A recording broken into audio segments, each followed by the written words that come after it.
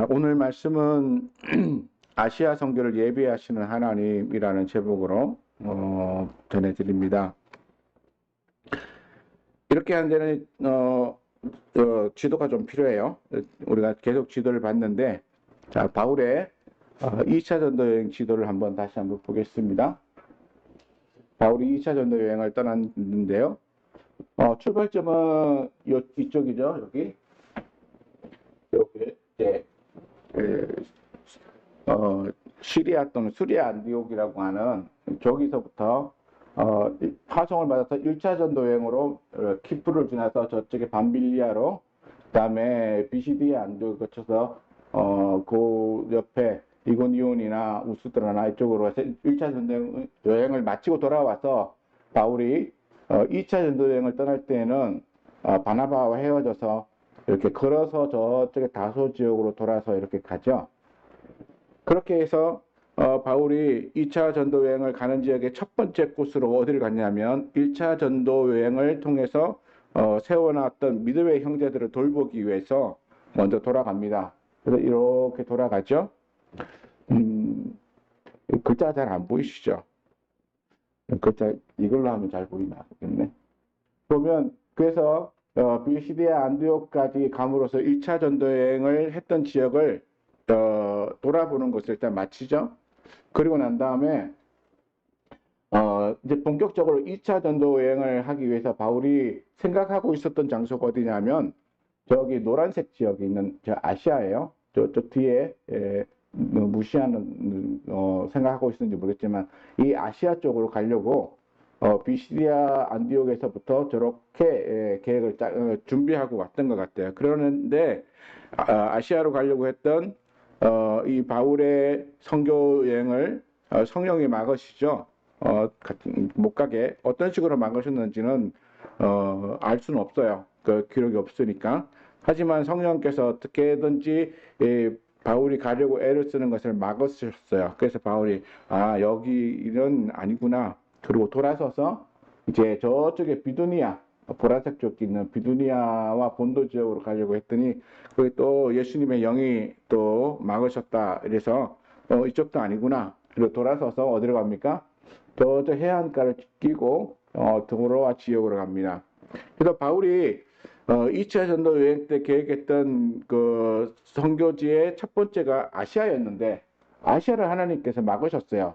그리고는 드로아에서 어디로 보내셨냐면 밤에 환상으로 마게도냐 사람이 이렇게 손짓하여 부르는 환상을 보게 하시고, 그리고는 배를 타고 건너서 마게도냐 빌립보로 가고, 그리고 또 저쪽에 뭐 데살로니가나 또는 베레아를 거쳐서, 그리고는 이제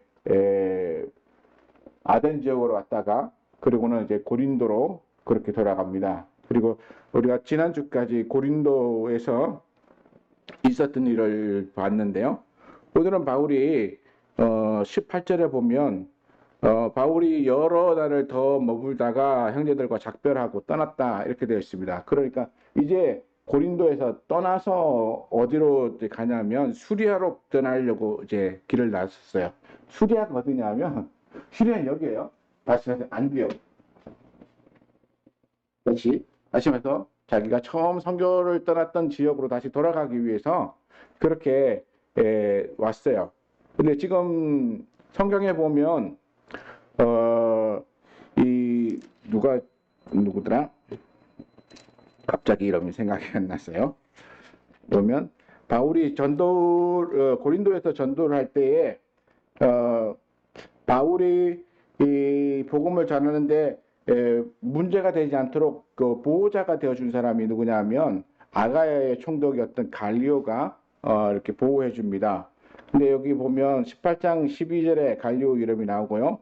그런데 갈리오 이름이 나오기 바로 전에 1년 6개월을 고린도에서 머물며 가르쳤더라 이렇게 되어 있습니다. 그러니까 고린도에서 지금 공식적으로 정확하게 날짜가 나온 게 뭐냐면 1년 6개월 동안 고린도 교회에서 가르쳤다라고 하는 것을 성경에 기록하고 있는데요. 그런데 보면 이 말씀 다음에 지금 18절에도 보면 바울이 더 여러 날 머물다가 이렇게 말하고 있습니다. 그러니까 이 성경에 이 해석하시는 분들이 어떻게 얘기하냐면 1년 6개월을 아마 이야기한 거다라고 해서 바울이 고린도에 총 1년 6개월을 머무는 것으로 이야기하는 분도 있지만, 그러나 어떤 분들은 이 1년 6개월에 갈리오가 보호함으로써 더 여러 해를 머물렀기 때문에 최소한 1년 6개월이고 그보다도 훨씬 더 긴 기간을 아마 고린도에 머물러 있었을 것이다 라고 그렇게 얘기합니다. 자, 그럼 우리가 생각해 볼 게 뭐냐면, 바울은 최소한 고린도에서 1년 6개월을 머물렀어요. 그러면 바울이 이 수리아 안디옥에서부터 시작해가지고 쭉 돌아서 비시디아 안디옥 거쳐서 아시아로 가지 못하고 비두니아 쪽으로 이렇게 옆으로 지나서 다시 드로아로 가고 드로아에서 빌립보로, 빌립보에서 암볼리니아, 그 다음에 또 데살로니가, 그 다음에 베레아를 거쳐서 아덴에 거쳐서 고린도까지 왔다고 생각해 보세요. 그러면 최소한 1년 6개월에 거기다가 또 더하기를 하면 2년, 3년, 아마 4년, 5년 뭐 이렇게 갈지도 몰라요. 그러니까 안디옥에서부터 출발해서 수리아 안디옥에서 출발해서 지금 최소 3년 또는 5년 그 떠나 있었어요. 그러니까 긴 시간 동안 선교 여행을 거쳐서 쭉 이렇게 떠나 있었던 거죠. 그러고 나니까 바울이 자기가 선교를 했던 이 지역에 관한 이 모든 소식을 가지고 들어가서 알려주고 싶었어요. 그리고 또 여기 보면 바울이 그 수리아로 돌아가고 싶어 했던 것 중에 하나가 또 뭐였냐면, 바울이 일찍이 서원이 있었으므로, 이렇게 서원이라고 하는 것은 뭐냐면 하나님 앞에 자기를 드리겠다라고 하는, 하나님 앞에 약속하는 것이에요. 하나님 앞에. 그래서 구약 성경에 보면 주로 이 서원은 나시린에 관한 서원이죠. 아시면서 나시린은 어떤 사람이냐면 어떻게 이 서원을 행하느냐면 자기 몸에 난 모든 털을 다 깎아요. 그 머리부터 시작해서 온 몸에 난 털을 다 깎아서 완전히 뭐랄까 갓난아이처럼 깨끗한 그 육체를 만들어서 하나님 앞에 자신을 얼마의 기간 동안 드리는 그런 과정이에요. 그래서 그 기간 동안은 금지하는 상황도 여러 가지가 있고 그렇게 해서 하나님 앞에 온전히 드리는 그런 헌신의 기간을 갖는데, 바로 바울이 그러한 성원을 일찍이라고 하는 것은 아마 전도 여행을 떠나오기 전에 계획을 하고 있었던 것으로 보여집니다. 그래서 서원을 했던 게 있기 때문에 그 날짜에 맞춰서 수리아로 빨리 돌아가고 싶었는데 아마 그 날짜가 지체되었는지 갱그레아에서 머리를 깎았어요. 그러니까 머리를 자른다는 얘기는 나시린의 서원을 실행한 것이죠. 머리털부터 시작해서 온몸의 털을 다 제거함으로써 하나님 앞에 자신을 드리는 서원을 실행한 것입니다. 그리고 이 서원을 실행할 때는 그냥 아무 때나 실행하는 것이 아니고 절기에 맞춰서 실행하거든요. 그러니까 바울이 이 절기에 맞춰서 빨리 예루살렘으로 돌아가고 싶었던 것 같아요. 그래서 바울은 이 모든 전도 여행을 마치고 돌아가려고 하는 그 과정 속에 바울이 어디로 가냐면 참 신기하게도 에베소로 또 배를 타고 갑니다. 보면 여기서 보면 쭉 해서 저기 리디아라고 쓰여진 그 밑에 보면 사모도 있고 에베소가 있잖아요. 근데 저 에베소가 아시아의 지역에 속한 곳이죠. 우리가 구약이 아니라 요한계시록에 보면 아시아의 7교회 나올 때 저 에베소 교회가 나옵니다. 그러니까 아시아에 속해져 있는 교회예요. 그런데 하나님께서 바울이 2차 전도 여행을 시작하면서 첫 번째 지역으로 아시아에 선교를 하고 싶었는데 하나님이 막으셨잖아요. 그리고는 비두니아도 막으셨어요. 그리고는 아시아가 아니라 오히려 건너서 지금의 유럽 지역이라고 말하는 이 마게도냐 지역으로 건너가게 하셨어요. 그리고는 쭉 돌아가지고 아가야를 거쳐가지고 다시 아시아로 들어가게 하셨어요. 참 놀라운 거예요. 하나님의 계획은 우리의 계획이랑 굉장히 달라요. 어떻게 뭐 아시아를 먼저 거쳐서 차례로 마게도냐나 아니면 아가야나 거쳐서 마게도냐로 올라갈 수도 있고 뭐 이렇게 우리 생각으로 충분히 그렇게 할 수 있을 텐데도 불구하고 하나님은 아시아로 가는 것을 막으셨어요. 그 이유가 무엇인지는 뭐 제가 분명하게 찾아볼 수는 없고요. 아마도 이 아시아 지역 복음 전도에 관해서는 하나님이 또 다른 계획을 가지고 계셨기 때문에 아시아 지역에 바울이 전도를 하지 못하게 막으시고 그리고 마게도냐를 건너가게 하시는데, 그런데 이 아시아 지역에 있는 이 에베소 교회가 바울에게 있어서는 굉장히 특별한 교회가 되어진다는 것을 오늘 읽은 본문의 말씀을 통하여서 볼 수 있습니다. 바울은 이 에베소에 들러서 복음을 전하려고 하는 이 전도 여행의 과정 속에 있지는 않았어요. 그러나 바울은 언제든지 자기가 잠시 머물더라도 자기 머무는 곳에서 복음 전도를 멈추지 않았어요. 그래서 19절에 보니까 에베소에 와서 그들을 거기 머물게 하고 자기는 해당에 들어가서 유대인들과 변론하니, 여기서 말한 그들은 누구입니까? 18절에 보니까 바울이 이제 수리아로 떠나기 위하여 떠날 때 누가 같이 왔냐면 브리스길라하고 아굴라도 같이 따라왔어요. 고린도에서 만난 유대인들이죠. 그런데 이 사람들의 원래 고향은 어디입니까? 저게 본도예요. 비두니아엔 본도라고 되어져 있는 이 본도 지역에 사는 사람들인데, 저 본도 지역에 사는 사람들이 바울을 따라서 이 아시아 지역으로 건너왔어요. 그리고 에베소에 도착했는데 이 브리스길라와 아굴라와 또는 뭐 신라와 여러 가지 바울의 일행 몇 명이 더 있었는데, 그 사람들을 뭐 어떤 여관이나 이런데 잡고 거기에 머물러 있게 하고, 그리고 바울은 회당으로 갔어요. 회당으로. 아마 이 회당으로 가서 이 회당에 있는 유대인들과 변론을 했는데 회당에 브리스길라와 아굴라를 데려가지 않은 이유는 아마도 여기가 안식일 날이 아니었기 때문이지 않을까, 저는 그렇게 생각해요. 아마 평일에 그냥 자기가 그동안 이 아시아 지역에 전도하고 싶어서 그렇게 오려고 애를 쓰는데 하나님이 막으셨기 때문에 저렇게 삥 돌아간 거죠.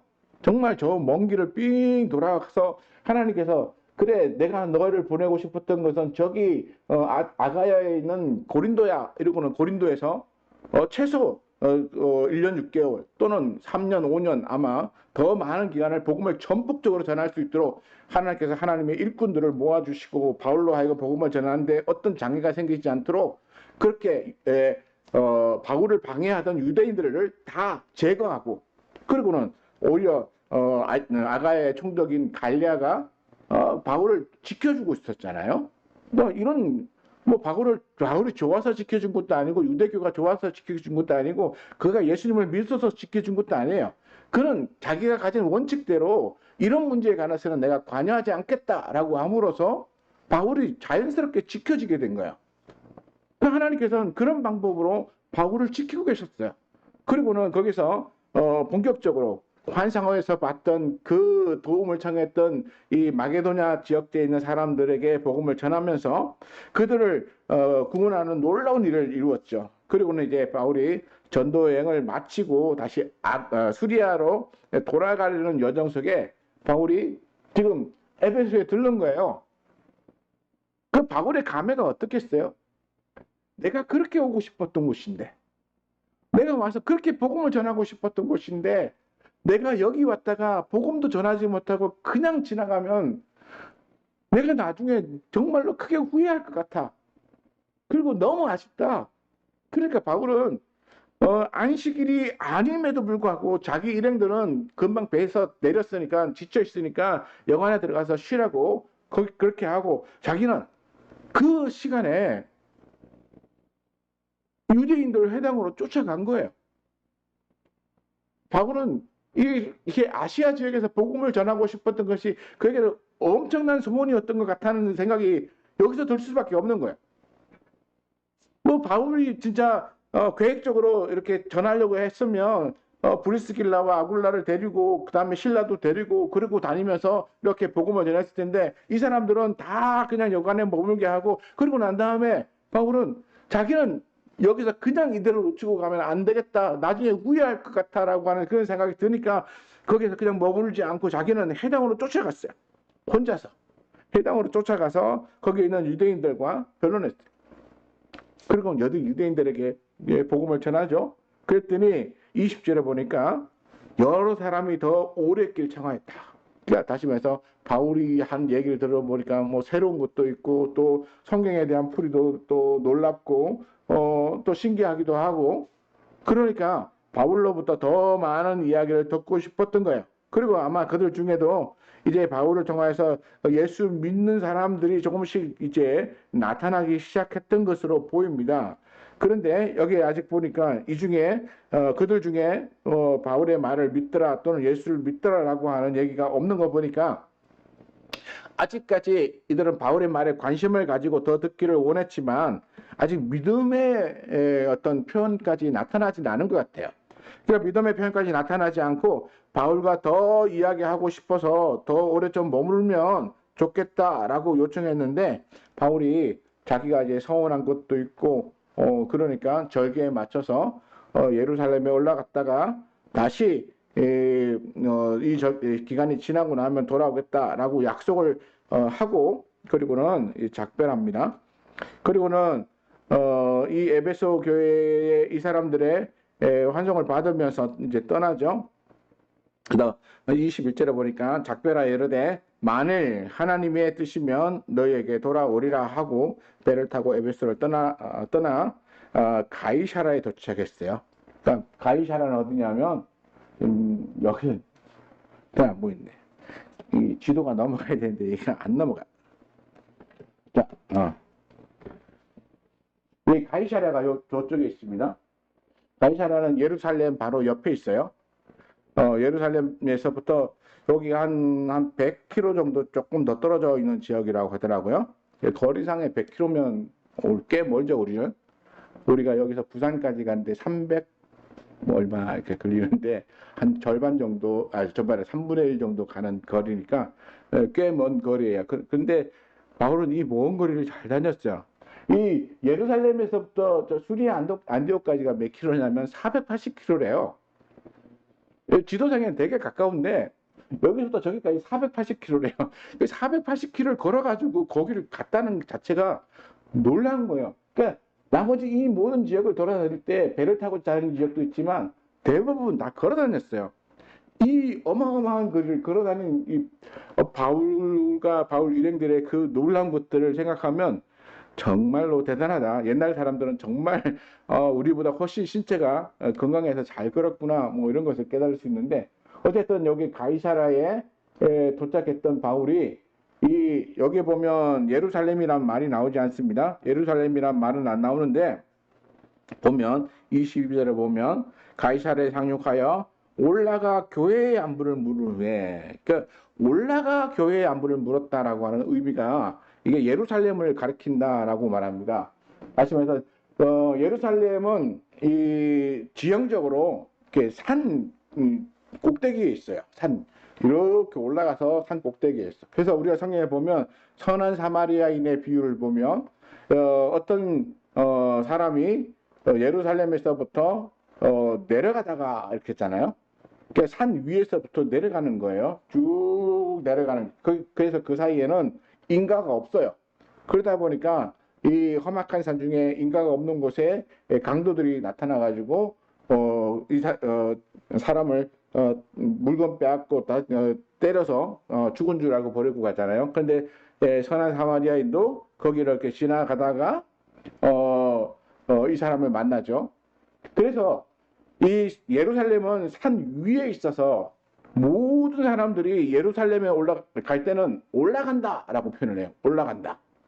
올라간다는 표현이 바로 그렇게 나온 거예요.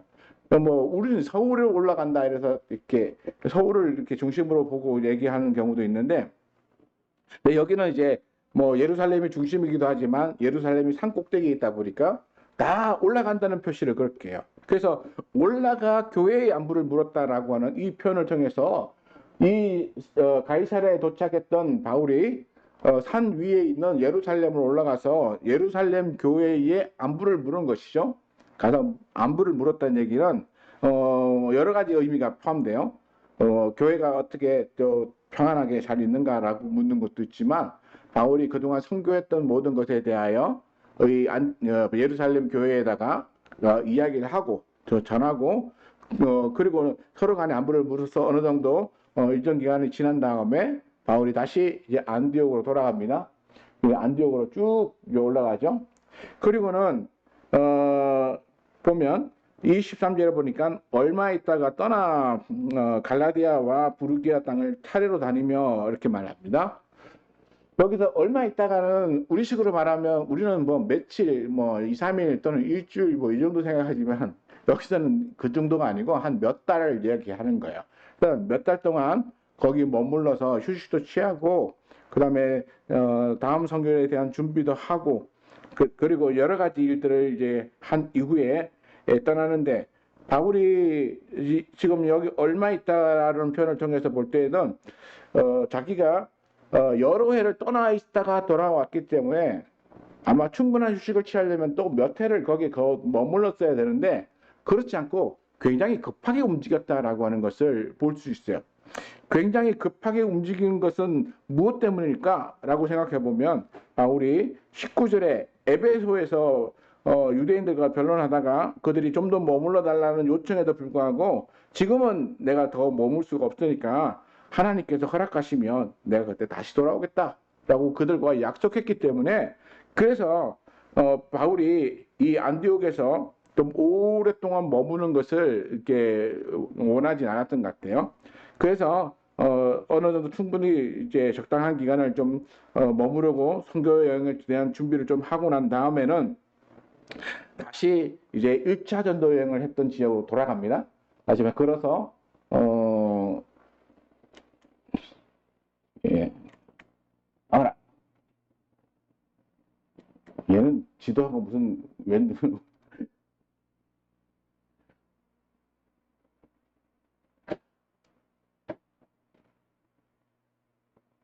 그렇게 얘는 지도하고 별로 안 친한가 봐요. 꼭 지도만 나오면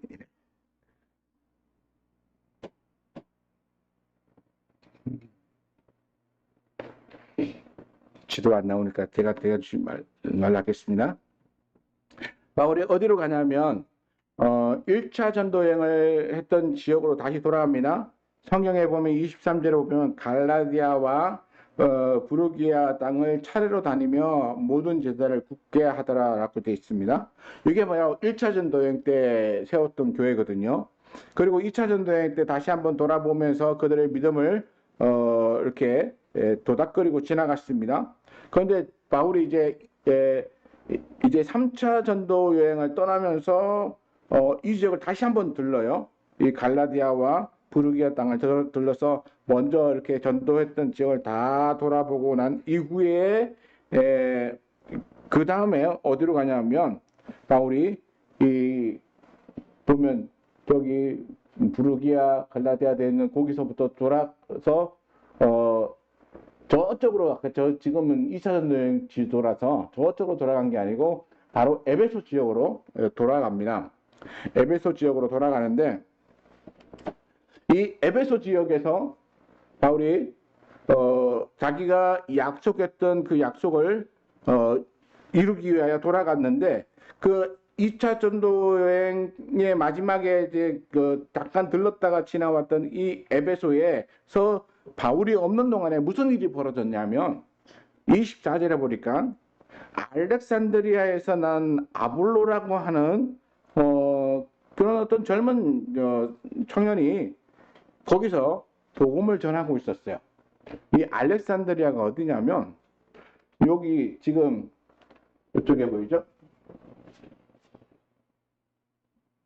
여기 지역이 요 밑에 지역이 저기가 그 이집트거든요. 이집트 지역인데 저쪽에 움푹 들어가는 저쪽 아래쪽에 조금 더 들어가면 저기가 알렉산드리아예요. 그래서 저기는 소위 말하는 애굽 땅이고 지금은 이집트죠.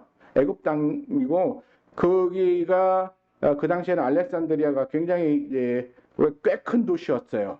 꽤 큰 도시였고 우리가 잘 아는 어거스틴도 이 알렉산드리아 출신이거든요. 그러니까 이 알렉산드리아는 이 초대교회와 그 당시에는 굉장히 이 하나님의 말씀이 이렇게 집중되고 많은 사람들에게 영향을 끼쳤던 중요한 이제 믿음의 지역이에요. 근데 지금 아볼로도 거기 출신이에요. 아볼로가 거기서 났는데 원래 뭐 이집트 사람은 아니고 유대인인데 알렉산드리아에서 나서 자란 그런 청년이에요. 근데 이 아볼로가 어떤 사람이냐면 24절을 보니까 언변이 좋다. 다시 말해서 말을 잘 한다는 거죠. 말을. 사람들에게 말을 이렇게 하면 어떤 사람들은 뭔 말을 하는지 들어도 잘 모르게 얘기하는 사람이 있는가 하면 어떤 사람은 사람들 귀에 쏙쏙쏙 들어오게 아주 말을 논리적으로 잘 하는 사람이 있어요. 이 아볼로가 그런 사람이에요. 굉장히 논리적으로 사람들에게 듣기 좋게 이야기를 잘 해요. 그리고 뿐만 아니라 성경에도 능통하더라라고 하는 얘기는 구약 성경에 관해서 이 당시에는 신약 성경이 없었기 때문에 구약 성경에 관해서 잘 아는 사람이었어요. 그런데 이 사람 아볼로에게 문제가 하나가 있었는데 뭐냐면 아볼로가 일찍이 주의 도를 배워서 열심히 있었는데 자세히 이게 보면 뭐만 알고 있었냐면 요한의 세례만 알 뿐이다. 요한의 세례는 어떤 세례입니까? 요한은 회개하라 이렇게 해서 외쳤죠. 그러니까 주의 오심을 예비하기 위하여 사람들에게 회개하라. 회개에 대한 세례만 주었던 거예요. 그래서 아볼로가 예수를 믿고 알았지만은 그러나 성령 세례에 관해서는 전혀 알지 못했고 오히려 회개하는 세례에 대해서만 전하였기 때문에 아볼로는 아마 세례 요한의 제자 중 누구에게인가서 제자로 양용을 받았던 사람이 아닌가 그렇게 생각합니다. 그러니까 요한의 제자인데 요한의 제자들 중에도 요한이 예수님을 오실 메시아라고 선언했기 때문에 그 요한의 제자 중에 일부가 예수를 믿고 따르는 사람이 있었는데 그 사람들 중에는 성령 세례를 모르고 오직 요한의 세례만을 가르치는 사람이 있었던 것 같아요. 그랬던 그 사람이 아볼로를 가르쳤고 이 아볼로가 그것을 배워서 에베소에 와서 복음을 전하고 있었던 거예요. 그래서 이 복음을 전하고 있는데 그때 누가 만나냐면 26절에 보니까 그가 해당에서 다음 데이 말하기 시작하거늘 그러니까 해당에서 이제 예수 그리스도에 대해서 막 이제 증거하고 있었던 것이죠. 그리고 있을 때 브리스길라와 아굴라가 그때 회당에 같이 참여하고 가만히 들어보니까 젊은 청년이 얘기도 잘하고 성경도 잘하고 그 다음에 예수 그리스도에 대한 믿음도 좋은데 들어보니까 뭔가가 조금 아쉬운 게 있는 거예요. 좀 부족한 게 있는 거야. 그러니까 성경을 뭐 이렇게 능하게 말할 수 있는데 말하는 과정 속에서 보면 뭔가 빠뜨리고 이렇게 중요한 핵심을 놓치고 있는 부분들을 브리스길라와 아굴라가 발견한 거예요. 그리고는 이제 아마 회당의 모임이 끝나고 나니까 여기 보니까 브리스길라와 아굴라가 듣고 데려다가 하나님의 도를 더 정확하게 풀어서 가르쳐 주기 시작했어요. 더 정확하게. 그러니까 아마 아볼로는 자기가 어디서 가르침을 받았는지는 모르겠지만 알렉산드리아에서 받았다고 뭐 치더라도 거기서 받았는데 자기가 알고 있는 것이 아마 요한의 제자로부터 받았기 때문에 굉장히 한정적이었던 이 성경 지식을 가지고 있었다가 이 브리스길라와 아굴라를 만나서 더 정확하게 풀어주고 이것은 이걸 의미하고 저것은 저걸 의미하고 해서 분명하게 가르침을 받아요. 그러고 나니까 아볼로가 사람들에게 복음을 더 정확하게 설명할 수 있는 사람이 되었죠. 아주 좋은 사람이 되었어요. 그러니까 아볼로가 이번에는 에베소에서부터 어디로 건너가냐면 이제 고린도로 이제 건너갑니다. 이 마게도니아 지역에 있는 고린도로 아가야에 있는 이 고린도로 이제 건너갑니다. 그래서 그 가서 아마도 바울이 교회를 세워놨던 그곳에 가서 열심히 전했던 걸 봐요. 그래서 우리가 고린도서를 읽을 때 우리가 꼭 뭐가 나옵니까? 아볼로를 심었고 나는 물을 줬고 뭐 이렇게 쭉 이런 얘기 나오죠. 그 뭐냐면 아볼로가 와서 고린도 교회에 굉장히 큰 영향을 끼쳤다는 거예요. 바울이 바울이 심고 아볼로가 물을 주었나? 이렇게 어쨌든 간에 굉장히 큰 영향을 끼쳤고 그러다 보니까 사람들 중에 아볼로를 바울보다도 더 이렇게 뛰어난 믿음의 스승으로 여기는 사람도 있었고, 또 어떤 사람들은 아니다, 그래도 우리에게 처음 복음을 전해준 바울이 훨씬 낫다, 이런 사람도 있었고, 또 아니다, 우리는 또 다른 누군가를 택하겠다 이러고 또 베드로 같은 사람을 또 택하는 사람도 있었고, 아니야, 우리는 주의 제자는 필요 없고 더 오직 예수님만이 최고야, 그래서 그리스도라고 그리스도파가 또 나오고, 이렇게 해서 고린도 교회가 사분오열하는 그런 일들이 일어나잖아요. 근데 이 아볼로가 에베소에서 브리스길라와 아굴라를 통해서 가르침을 받고, 그리고는 더 이렇게 성경에 대해 능통하게 전할 수 있는 사람이 되었습니다. 그래서 아볼로가는 이제는 아가야로 건너가고 싶어 하니까 브리스길라와 아굴라가 편지를 써갖고 아볼로 손에 지어줘서 보내죠. 이 추천서예요. 이 추천서를 가지고 고린도 교회로 건너가서 그 복음을 전할 수 있도록 그렇게 배려를 해줍니다. 왜냐하면 바울하고 이 브리스길라 아굴라는 고린도 교회를 세우는데 굉장히 중요한 역할을 했던 사람이기 때문에 이 사람들의 추천서는 아볼로를 믿음으로 받을 수 있을 만한 굉장한 영향력이 있는 거야. 그러니까 이 편지를 써서 영접하라, 다시 말해서 우리가 보낸 사람이니까 전혀 의심하지 말고 그냥 받으라라고 한 얘기죠. 그렇게 하였더니 그가 가서 은혜로 말미암아 믿는 자들에게 많은 유익을 줬다. 그러니까 뭐 바울도 열심히 말도 잘 하는 사람이었죠. 브리스길라와 아굴라도 굉장히 잘 하는 사람이었는데, 이 아볼로는 그들보다도 훨씬 더 말을 잘하는 사람이었어요. 그러다 보니까 이 아볼로 때문에 믿는 사람들에게 굉장한 좋은 영향을 끼치는 거죠. 가르침을 줘도 어떤 사람의 말을 쏙쏙쏙 들어오잖아요. 저도 참 그런 능력이 있었으면 좋겠어요. 뭐 이렇게 설교를 쭉 해서 쑥쑥 들어오고 막 은혜가 되고 이러면 너무나 좋을 텐데 좀 그렇지 못한 것 같아서 좀 안타까운데요. 어쨌든 간에 아볼로의 이 말을 듣고 많은 사람들이 유익을 받았다라고 말합니다. 그리고 28절에 보니까 이는 성경으로서라고 하는 얘기는 성경을 가지고 또는 성경의 말씀을 가지고 예수는 그리스도라고 증언하여서 공중 앞에서 힘있게 유대인의 말을 이기미노라. 그러니까 유대인들 중에 아마도 바울을 고발하려고 했던 그 일행들이 여전히 남아있다가 아볼로가 그렇게 전하니까 또 와서 해방을 놓았던 것 같아요.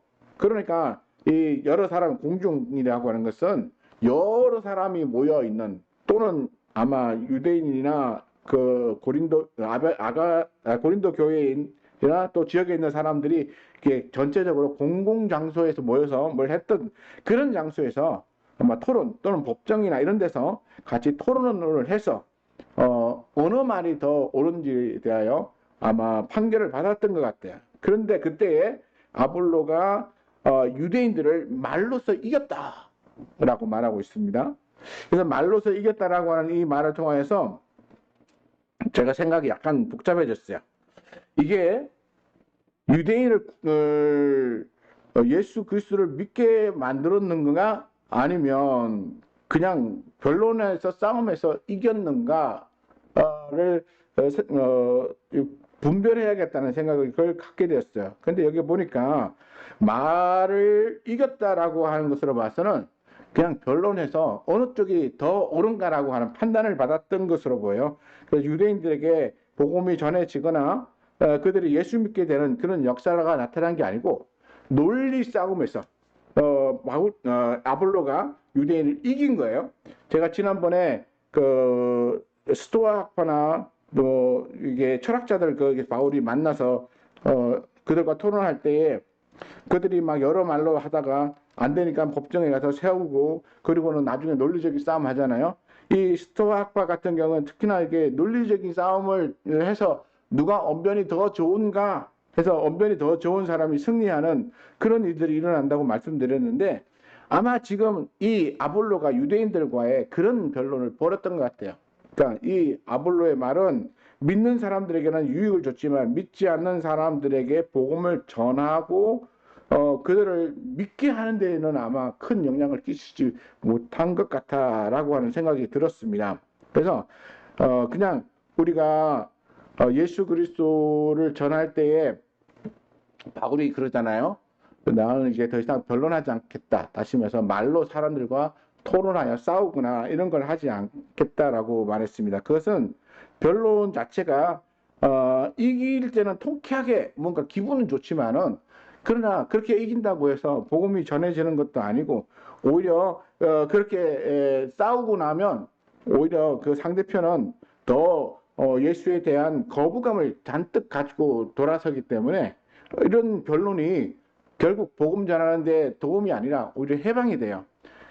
그래서 우리 예수님께서는 이렇게 변론도 잘 안 하셨거든요. 그리고 바울도 자기가 어느 정도 나이가 먹고 경력도 쌓고 나니까 이 변론이 얼마나 어리석은가라는 것을 깨닫고 나니까 그다음부터는 자기는 변론하지 않고 오직 예수 그리스도만 전하겠다라고 했습니다. 그런데 아볼로는 아직 젊어서 그런지 여전히 변론을 통해서 유대인을 이기고 있는 모습을 볼 수 있어요. 오늘 우리도 복음에 관하여 얘기할 때 우리는 굉장히 조심해야 하는 게 뭐냐면 말로서 자꾸 상대방을 이기려고 하는 그런 게 있어요. 우리 한국 교회가 지난번에도 제가 말씀드렸지만 교회가 권리를 자꾸 주장하고 찾으면 안 돼요. 근데 한국 교회가 자꾸 교회에 무슨 권리가 있고 무슨 주장이 있고 자꾸 그래서 찾으려고 해요. 우리 교회가 권리 주장하면 당장은 있잖아요. 통쾌해요.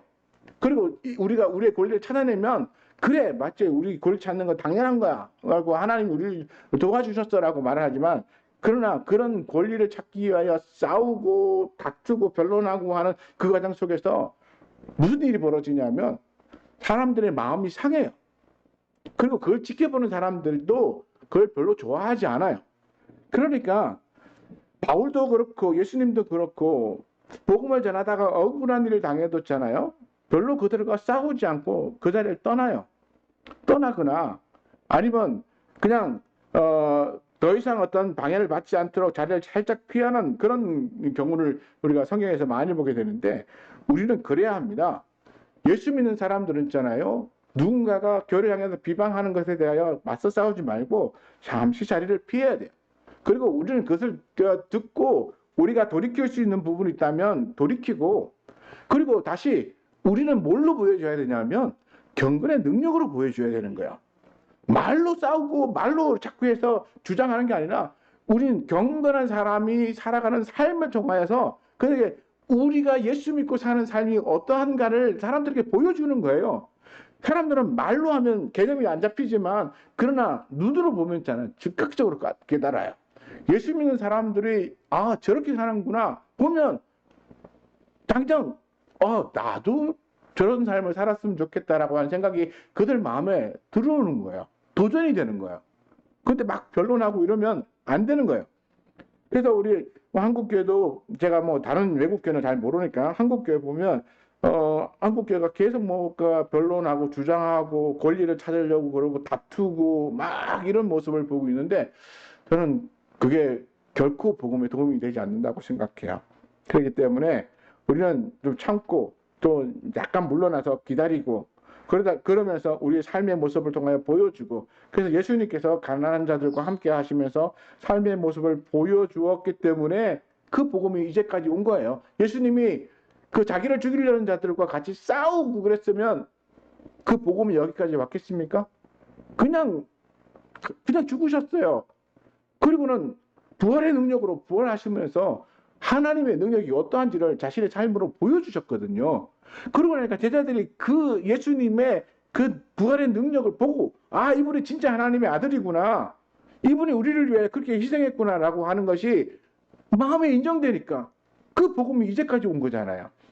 그러니까 이러한 것에 대하여 우리가 이해하지 못하고 말로서 자꾸 누군가 다투고 싸워서 권리를 쟁취하려고 그러고 하면 우리는 예수님하고 점점 더 거리가 멀어지는 삶을 사는 거예요. 예수 믿는다고 하면서 예수님하고 같은 길을 가는 게 아니라 딴 길을 가는 거예요. 그렇기 때문에 우리는 굉장히 조심해야 합니다.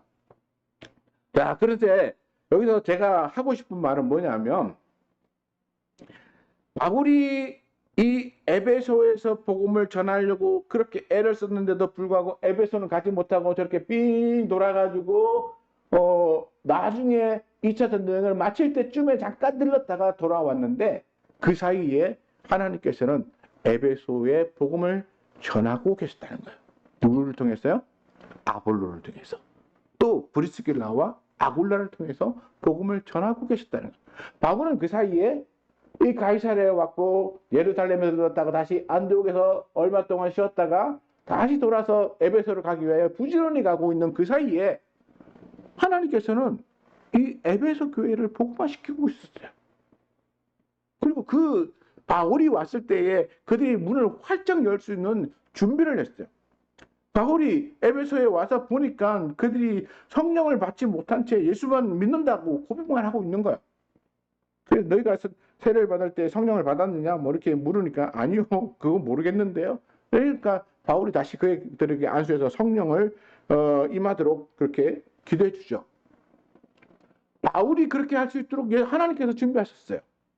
오늘 우리도 마찬가지예요. 내가 다 해야 된다 뭐 그런 거 없어요. 하나님의 나라와 하나님의 일 내가 다 해야 되고 내가 책임져야 되고 내가 뭐 해야 된다 절대 그런 거 없습니다. 하나님은 하나님의 계획대로 사람을 이끄시고 그리고 때로는 가고 싶어하는 길을 막으시고 그리고는 삥 놀라서 더 다른 곳으로 인도하시기도 해요. 그러다가 때가 되어 준비되니까 하나님께서는 에베소로 바울을 직접 보내시죠. 우리의 인생의 계획이 내 마음대로 되지 않아요.